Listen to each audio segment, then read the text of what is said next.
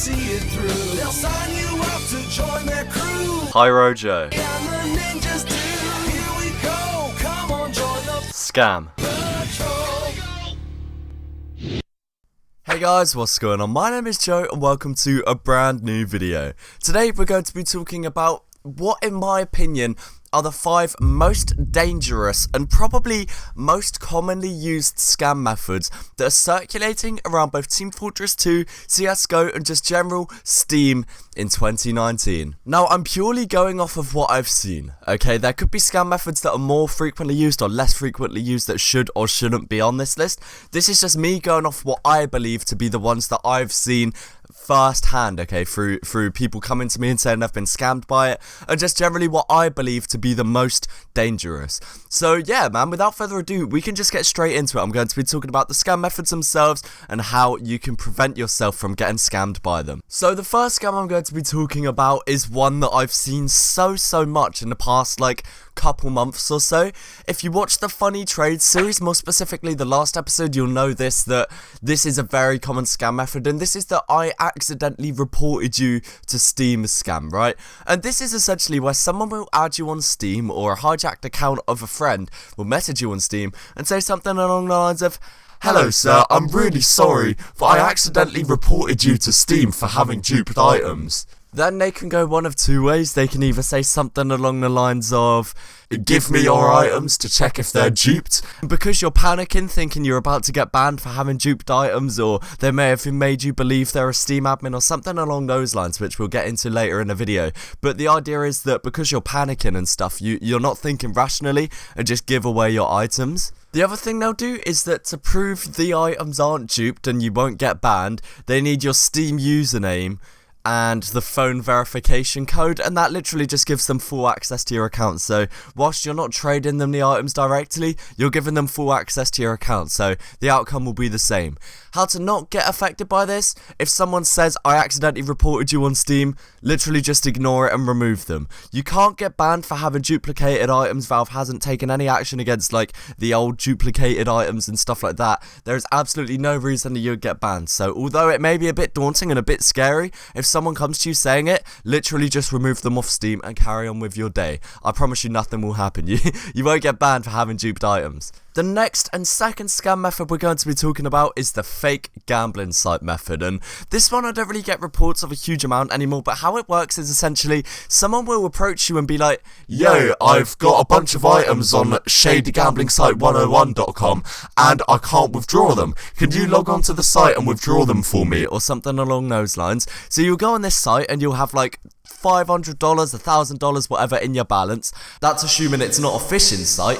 So yeah, actually that's worth talking about as well. You might go on the site and it might not even be a real Steam login. So you'll go onto this site, put your Steam details in, and bang, your account's been hijacked essentially. So be on the lookout for phishing sites. But okay, assuming it's not a phishing site, you go on, you have like $500 or $1,000 in your balance. You go to withdraw an item and it's like, "Oh, you need to deposit $5 before you can withdraw 500 or whatever." So you think to yourself, that's fair enough. I'll deposit $5 worth of items in return for 500. That's a pretty fair trade, right? And then you'll go to withdraw and it'll be like, you need to deposit $10, and you'll never actually be able to withdraw. The site is a complete scam. That's really the only two ways these fake gambling sites work, is either fake withdrawals, fake pots where you'll deposit items to go in a jackpot and you'll never actually win, or when you do win, the withdrawals won't work, or it's just a phishing link. How to not get scammed by this? Once again, very simple. If someone adds you and says they can rig a gambling pot or they need help withdrawing, just ignore them because they are trying to scam you. What are the odds that a random stranger comes up to you and offers you hundreds of dollars? It doesn't seem too likely to me. The third scam we're going to be talking about is one that seems to have died down a lot recently, but it's the fake item scam. Essentially how it works is people would make their own game on Steam and create their own item schema for items in game, right? However, the items in their game would look identical to Team Fortress 2 items or Dota items, to the point where you can't really differentiate which one belongs to which game. Here's a screenshot from one of my previous videos and you can see the only real thing that's different is the game part where it says Team Fortress 2, but they've even found a way to copy that now. So that was a really dangerous scam going around back in the day. I'm pretty sure Valve have got on top of it now, but yeah, it's still worth keeping an eye out for. Just make sure that the items you're trading for are in fact for Team Fortress 2. Now the next one we're going to be talking about is like the gateway to loads of other scams, but it's the Steam admin scam.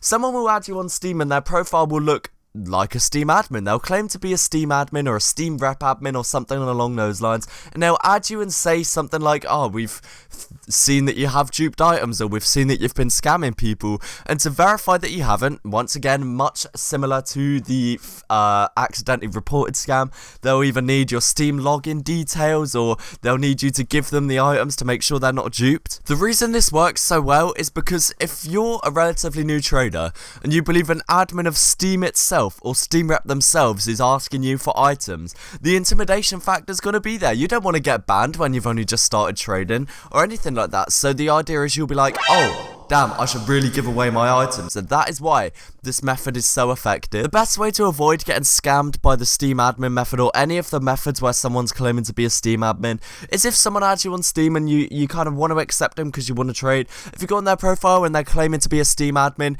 go onto their Steam rep profile, go onto their backpack.tf.